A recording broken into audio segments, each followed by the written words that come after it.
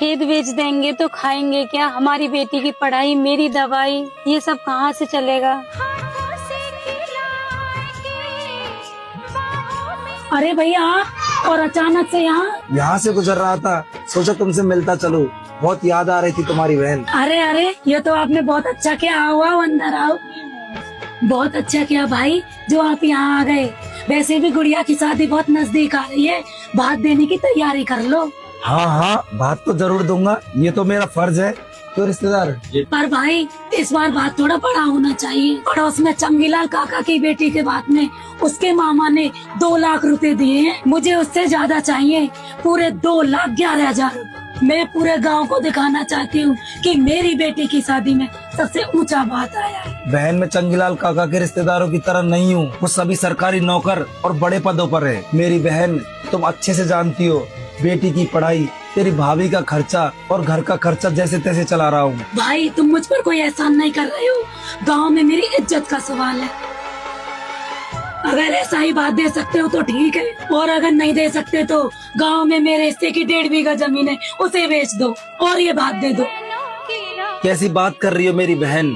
उस जमीन में तुम्हारा नाम तो है, लेकिन उसकी जड़ में हमारे पिताजी का खून और मेरी मेहनत। तुम कहती हो बहन कि तुम्हें तुम्हारा हिस्सा चाहिए, पर तुमसे एक बात पूछूं, जब तुम्हारी शादी इस घर में की थी तब क्या मैंने अपनी हैसियत देखी थी? नहीं बहन, मैंने तो तुम्हारे सपनों की उड़ान देखी थी, ताकि जो सुख तुम्हें तुम्हारे पियर में ना मिले हो, वो सारे सुख सुविधा इस घर में मिल जाए। तुम्हारे सुख के लिए ही मैंने जमीन गिरवी रखी और कर्ज उठाया, ताकि तुम ये ना कह सको कि तुम्हारे भाई ने तुम्हारा हिस्सा खा लिया। इन बातों से मुझे कोई फर्क नहीं पड़ता।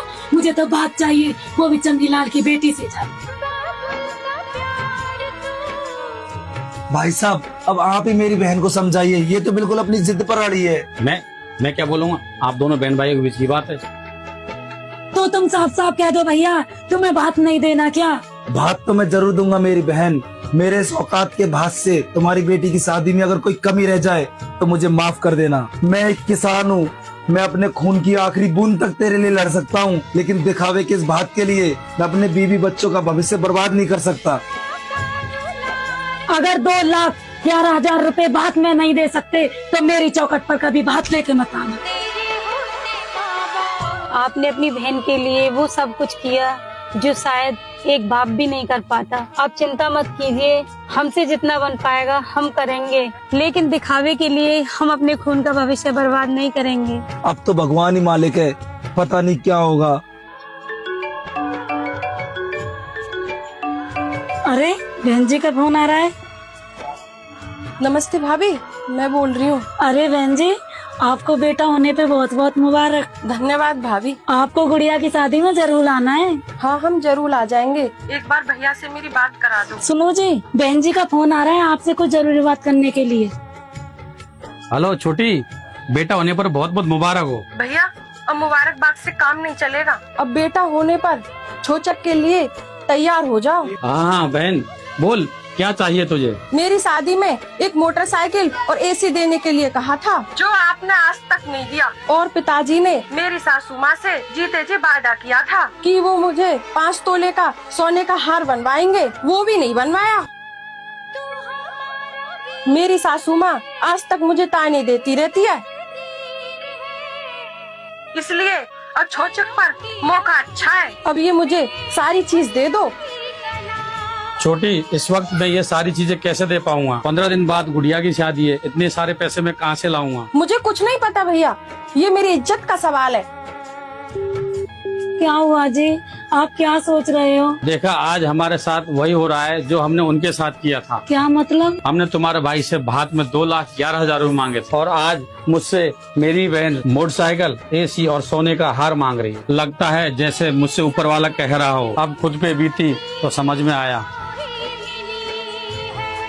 मैं एक किसान हूँ, मैं अपने खून की आखिरी बूंद तक तेरे लिए लड़ सकता हूँ।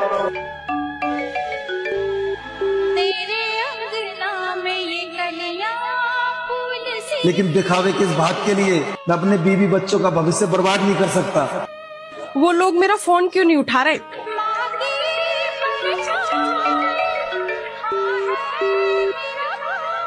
अगर 2,11,000 रुपए बात में नहीं दे सकते तो मेरी चौखट पर कभी बात लेके मत आना। आखिर वो मेरे भैया ही तो हैं, माफ तो मुझे कर ही देंगे। ममता भरे दिन कैसे कोई जिए माँ तेरे बिन। कहाँ जा रही हो? बहुत बड़ी गलती कर दी है मैंने, क्या कर डाला। भाई की मजबूरी जानते हुए भी मैंने उसे बोझ तले कुचल डाला। जब पाप में हम दोनों बराबर के हिस्सेदार थे तो आज तुम अकेले ही माफी मांगने जा रही हो। वो बेचारा अपनी बीमार बीबी और छोटी सी बेटी के लिए 2 वक्त की रोटी जोड़ता रहा और हमने उस पे जमीन बेचने का दबाव डाला। ये रिश्ते थे हमारे या कोई सौदे? मैं भी तुम्हारे साथ चलूंगा। वो लोग मेरा फोन नहीं उठा रहे, लगता है मुझे उनके घर ही जाके बेइज्जती करनी पड़ेगी। क्या हुआ, तुम कुछ परेशान सी दिख रही हो? नहीं नहीं, मैं तो ठीक हूँ। सच सच बताओ, तुम्हें मेरी कसम है, क्या बात है? कौन भला दुनिया में माँ की जगह ले सका, कोई कह दे। क्या तुम्हें जरा भी शर्म नहीं आई? झूठी शान और इज्जत के लिए तुमने उन लोगों से एसी और मोटरसाइकिल और हार मांगा। अरे क्या हमारे घर में एसी नहीं है तो क्या हम गर्मी में मर जाएंगे? मोटरसाइकिल नहीं है तो क्या हम पैदल नहीं चल सकते? अरे क्या तेरे गले में सोने का हार नहीं है तो क्या मेरा प्यार भी नकली है? अरे माँ का क्या है, माँ तो बूढ़ी हो गई है, ना समझ है। अरे जो तूने मांगा है वो चीजें नहीं थी, तूने उनके सीने पर बोझ डाल दिया। अरे पगली, मांगना ही था तो उनसे हमारे बेटे के लिए दुआ मांगने के लिए कहती, उसका जीवन सफल हो जाता। मुझे माफ कर दो, मैंने आपका और उनका दिल दुखाया है। समाज में दिखावे के आगे मुझे कुछ समझ में नहीं आया। अरे पगली, रिश्तों में मांगने का रिवाज नहीं होता, वहाँ सिर्फ देने की भावना होती है। रिश्तों में दिखावा, लालच नहीं, समझदारी होनी चाहिए।